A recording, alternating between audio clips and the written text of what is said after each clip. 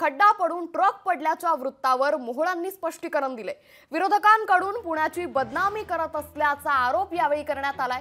खड्डा रस्त्यावर नाही तर खासगी जागेत होता। केंद्रीय मंत्री मुरलीधर मोहोळ यांनी या संदर्भातली माहिती दिली आहे। काही लोकांनी पुण्याच्या बदनामीची सुपारी घेतली असल्याचं देखील मुरलीधर मोहोळ म्हणाले।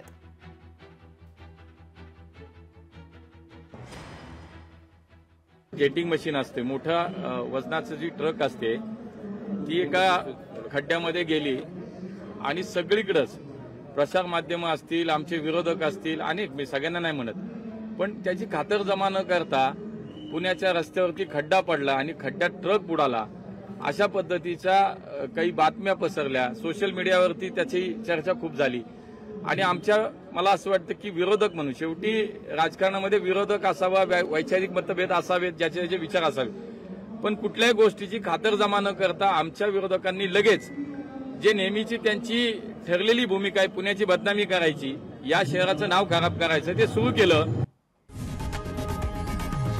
लोकशाही मराठी ऐका, पहा, जागरूक रहा।